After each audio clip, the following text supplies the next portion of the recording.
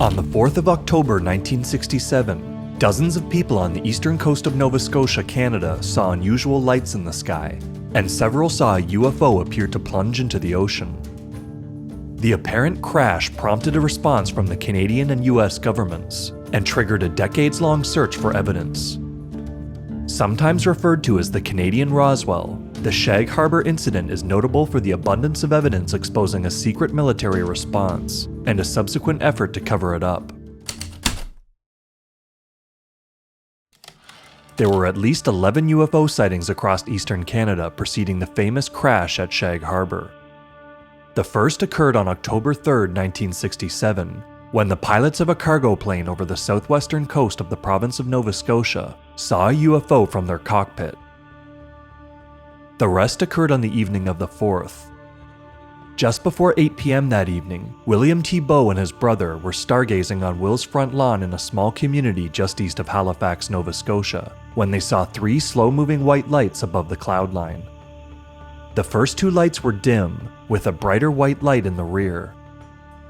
The sighting lasted for 5 minutes, after which the pair promptly reported it. At 10 p.m., 12-year-old Chris Stiles of Dartmouth, Nova Scotia, had a sighting from his bedroom window, which overlooked Halifax Harbour.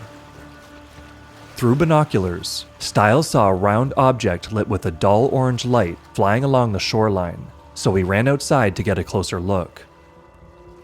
He estimated the light to be 60 feet, or 18 meters in diameter, and could see that it was moving in his direction. Stiles ran home in fear, but the UFO apparently continued along its path, and was soon after observed by Dr. Maurice Coffey from his nearby home. Around the same time, a photographer named Wilfred C. Eisner was burning an old sailboat with 2 of his friends on the beach in Lunenburg, southwest of Halifax. While collecting firewood around 10:30 p.m., Wilfred looked up and noticed 3 motionless lights in the shape of a triangle, 2 amber ones on the bottom and a blue light on top. Will set his camera on a rock to take a long exposure photo, and later determined that the lights remained in the same position for over 15 minutes. Further west, outside the village of Hassett, Ian Andrew, a constable with the National Canadian Police Force, the RCMP, was on a stakeout in the woods with 3 game wardens. Sometime after 11 p.m., the group observed a glowing light slowly drifting across the sky around 200 to 300 feet, or 60 to 90 meters above the tree line. Constable Andrew described its shape as an upside-down candle flame with a surrounding corona, and said that there were sparks shooting out. It made no sound. There were additional UFO sightings southwest of Halifax at roughly 8:30 p.m., south of Sambro around 9 p.m., in Halifax around 10 p.m., and off the southwestern coast of Nova Scotia after 11 p.m. There were also 2 more sightings near Shag Harbour at unknown times, one of which involved a craft shining yellowish flames or lights, and an occupant seen through a window. Most of these accounts went unrecorded until researchers contacted witnesses beginning in the mid-90s. The night of October 4th, 1967, was cool, clear, and moonless. Around 11:20 p.m., 18-year-old fisherman Laurie Wickens was driving himself and 4 other teenagers home on Highway 3, which follows the coast of Nova Scotia. They had just entered Shag Harbour from the east when Wickens noticed a horizontal row of 4 flashing yellowish lights, roughly 60 feet or 18 meters across, flying just 200 feet or 60 meters over the ocean. The teens all watched the lights go out, then each one turned on in sequence until they were all lit up, at which point they switched off again and repeated the pattern. Around the same time as Wickens' sighting, 18-year-old Dave Kendricks was driving his friend, Norm Smith, west on Highway 3, just east of Shag Harbour. Smith noticed a row of 4 evenly spaced flashing reddish-orange lights in the sky ahead, apparently attached to a larger dark object. At moments the lights appeared to be stationary, while at other times they seemed to be moving in a southeasterly direction, descending towards the water. The lights tilted to a 45-degree angle and descended, quickly disappearing behind the tree line. Dave then dropped Norm off at his house and drove home. While Norm was walking to his front door, he saw the bright object approaching the harbor and called for his father, Wilfred. Norm and Wilfred were both concerned that it was an airliner in distress and decided to drive to the shore. Meanwhile, the other teens in the car watched the object slowly approach the ocean, pausing occasionally along the way.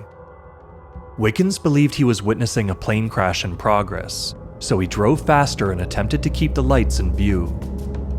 At this point, the row of lights was seen tilting to a 45-degree angle and descending towards the water. Trees blocked the teens' view of the anticipated impact, but Wickens heard a whistling noise followed by a whoosh and a loud bang. He soon arrived at a spot with a clear view of the water, and the teenagers stepped out of the car to see a pale yellow dome of light bobbing above the surface. It was an estimated 600 to 700 feet, or around 200 meters offshore. By this time, all of the witnesses began to doubt it was an airplane crash. Wickens drove to the nearest payphone to notify the RCMP. Around 11:25 p.m., Corporal Victor Werbicki at the Barrington Passage Detachment answered the call and quickly received 3 more calls from locals corroborating Wickens' claims. Werbicki and Constables Ron O'Brien and Ron Pond then went to the scene. Werbicki called the Halifax subdivision of the RCMP to report the events before going to the scene himself, and was later informed that there were no aircraft reported missing at the time. At least a dozen people had gathered on the shore at this time, including Wickens and friends, and more arrived shortly after. All were looking out at the pale yellow light on the water, estimated to be under 1,000 feet, or about 300 meters away, drifting slowly out to sea. It appeared that there was something underneath it, because it was floating at least 8 feet, or nearly 2.5 meters above the surface. Constable Pond was watching the object through binoculars, and felt that it was moving under its own power, leaving a yellow foam behind it. There were at least 16 identified witnesses to the light before it disappeared. Officers learned that some of these witnesses heard a whistling sound and saw a flash of light when the object first approached the water. Officers worked to find boats to mount a rescue, still assuming that they were looking at a plane crash. Norm Smith's uncle, Lawrence, skippered the first of 2 boats sent out to look for wreckage and survivors, and Norm went on the second. Both boats arrived at their destination, only to find a large patch of 3-inch thick glittery yellow foam shining on the water's surface. Those with experience at sea knew that it wasn't regular sea foam. The patch of foam was estimated to be 80 feet, or 25 meters wide, and half a mile, or 800 meters long. Beneath the patch, many air bubbles were rising to the surface, and there was a distinct smell of sulfur in the air. Constable O'Brien watched as a younger man moved his arms through the foam, leaving his skin and clothes covered in an oily substance that could not be identified by anyone on board. The foam also didn't stick to nets or clothing, and dispersed in a short time. By 12:30 a.m., 5 more boats had joined the search, but found no sign of a downed aircraft. At around 3 to 4 a.m., the rescue efforts were paused and resumed a few hours later. The following day, on the 6th, 4 divers from the Royal Canadian Navy's Fleet Diving Unit arrived from Halifax and searched the crash location, finding nothing. However, a local fisherman named Donald Nickerson claimed that he witnessed divers bring up some aluminum-colored debris. 3 additional divers joined the search before it was called off on Sunday, October 8th. The Aerial Phenomena Research Organization, or APRO, a civilian organization for UFO research, also investigated the case and published a report on it. By November 1967, the case had come to the attention of Dr. Edward Condon, who had been tasked with directing the definitive study on UFOs with the University of Colorado Boulder. However, because the case was then dismissed by RCMP and Maritime Command, Condon refused to investigate it any further. The Condon Report, published in 1969, included the Shag Harbour incident, but offered no insights and simply labeled the case as unexplained. After this, the events were largely forgotten. In 1992, the same Chris Stiles who saw the UFO from his bedroom in 1967 watched an episode of Unsolved Mysteries that discussed the alleged crash at Roswell. Recalling his own sighting and the crash at Shag Harbour, Stiles decided to learn more about the case. With help from his friend Bob McDonald, Stiles obtained copies of news articles and began requesting military communications through different government agencies. He found that documents from the Halifax Rescue Coordination Center, or RCC, dated the morning of the 5th, described the object as a UFO.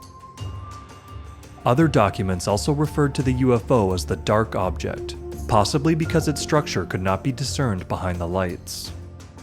Official reports did not even attempt to explain what had occurred. In 1993, Stiles tracked down one of the Navy divers and interviewed him. Harry, as he is known, recalled diving off Shelburne Harbor. He recovered debris and large chunks of a foam-like substance that began to decompose as he brought it to the surface. Harry also stated that there were 2 UFOs on the seabed and that divers witnessed beings underwater. Gradually, Harry became angry and reluctant to share details, claiming that he wanted to avoid any trouble. Later that same year, Jim, a friend of Stiles who worked in the Canadian Air Force, shared that he was stationed on a naval vessel off of Shelburne for a week after the Shag Harbour crash.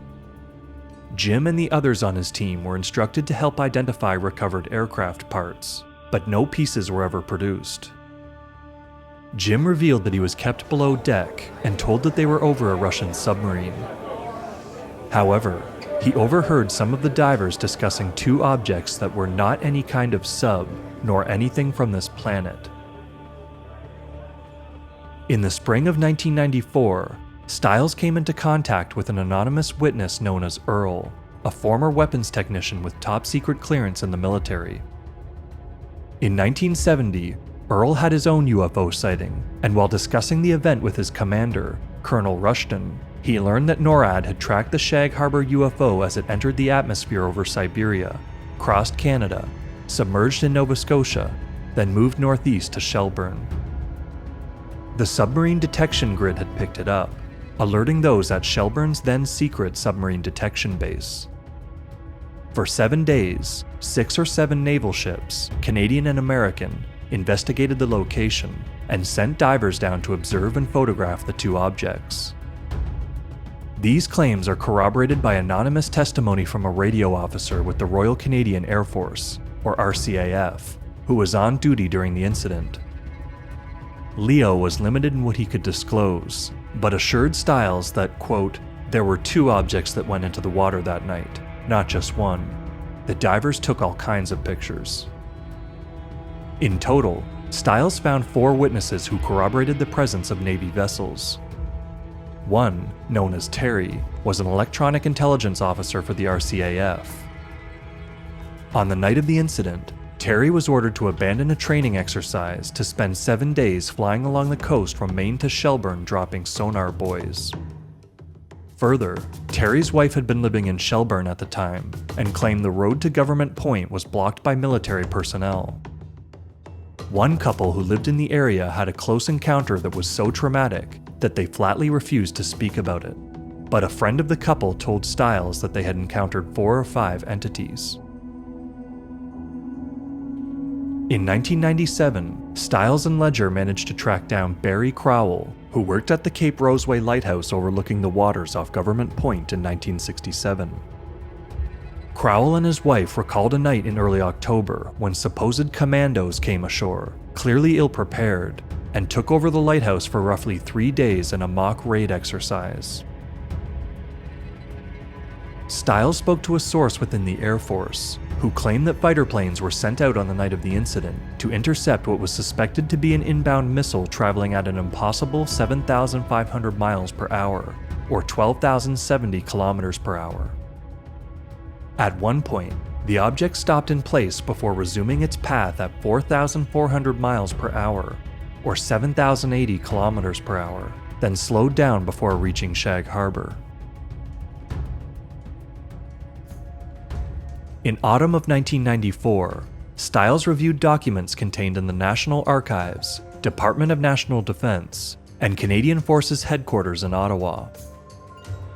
The files he was able to obtain appeared culled, and some of the collections even lacked documents Stiles had previously obtained from other sources.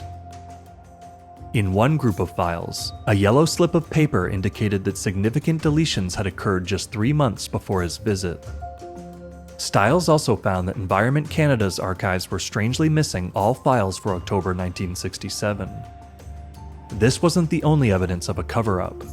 The photocopies of the Coast Guard log that Stiles received had many unusual errors, and it was all written in the same handwriting, meaning one person would have had to have been on duty for 48 hours straight to fill it out. Also, the documents were from a spiral binder, and not part of a bound, numbered volume like every other log. Other logs that were sought out were also missing. Stiles also found evidence that soon after the crash, government officials had disseminated a cover story for the presence of the ships off of Shelburne. On October 12th, the Shelburne Coast Guard ran an article that claimed that a US barge was there for repairs after it somehow took on water, requiring divers to fix the hull. A memo from Halifax's Rescue Coordination Center, dated roughly 36 hours after the incident, revealed that the preliminary investigation conducted by the center ruled out the possibility of an aircraft, flares, floats, or any other known objects. Reports didn't mention any debris recovered. However, a communication document marked priority noted another UFO sighting the week after the incident, just a few kilometers northwest of Shag Harbour. In 1995, Stiles met writer and MUFON investigator Don Ledger, who decided to help with the investigation. At that time, Stiles was working out how to send divers back into the waters off of Shag Harbour. A survey chart of the location conducted by the Bedford Institute of Oceanography in Halifax in 1998 included handwritten comments by sonar interpreters. At spots where the dark object was suspected of being, the interpreters wrote, "May not be boulders," and "What the hell are these things?" A standout feature in a photograph of the sonar returns shows 4 circular depressions or mounds, roughly 16 feet or 5 meters in diameter, arranged in a diamond pattern.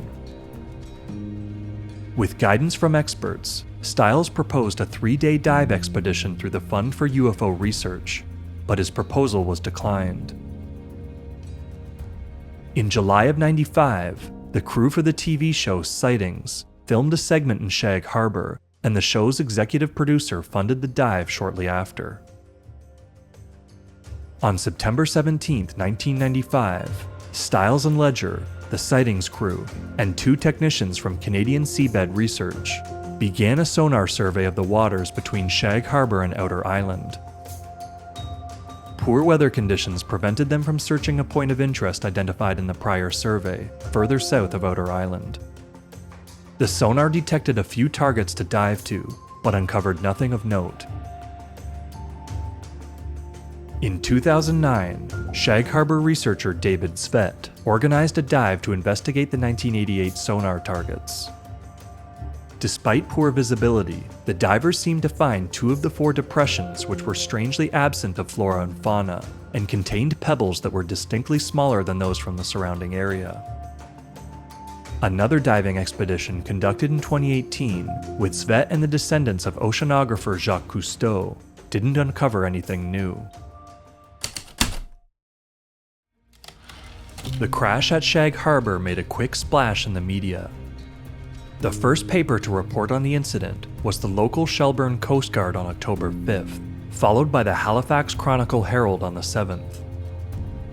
Chronicle Herald reporter Ray McLeod later claimed that the RCMP was initially totally cooperative with providing information, but then became much more secretive, forcing him to rely on local witnesses. After a week, the local papers dropped mention of the incident, but it was later popularized in publications like Fate magazine, The National Enquirer, and a 1970 comic book. In 2018, the case inspired a story in a Wolverine comic about an alien crash at Shag Harbour. A documentary on the case was released in the year 2000, featuring Stiles and Ledger, as well as witnesses Wickens, Smith, and Eisner. The documentary also included Ray McLeod and Earl, the anonymous former staff member of the Barrington radar station. In the following years, the case was featured in several more documentaries and books. The incident became popular enough to warrant a dedicated museum, a research group, and recurring expos. Stiles and Ledger published a book in 2001 entitled Dark Object. Stiles has since teamed up with journalist and researcher Graham Sims to follow up and expand on the first book, publishing Impact to Contact in 2013. Stiles continues to explore the Shag Harbour case and other sightings in conference presentations and his recent podcast, Forbidden Science. Stiles never settled for any one explanation for the Shag Harbour UFO sightings, but largely rules out the possibility that they were caused by military craft. The fact that the UFO at Shag Harbour apparently moved below the surface of the water makes it one of hundreds of unidentified submerged objects, or USOs, observed around the world. The presence of a foam-like substance also makes it one of several UFO sightings to involve deposited materials that soon vanish. For example, the Condon report noted several UFO sightings that coincided with the appearance of a stringy, cotton-like substance known as angel hair that tended to disappear in a few hours. The smell of sulfur, which those in the boats reported at the crash site, is also traditionally associated with appearances of demons and the devil. The crash at Shag Harbour was one of many UFO encounters around the world to involve an object that apparently traveled underwater, raising the possibility that other UFOs are capable of doing the same. However, the incident is especially notable for the involved, if secretive, responses from the US and Canadian governments, and for the abundance of evidence attesting to an international cover-up. Perhaps because of this cover-up, we may never know what entered the water that night, or what authorities learned about it in the aftermath.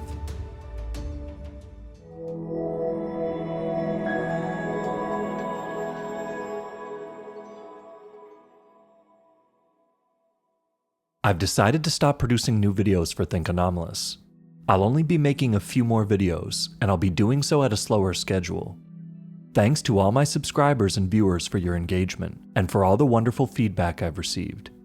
I'm sorry to disappoint those who hoped that I would get back to producing regular content, but I hope that you continue to enjoy my videos for years to come.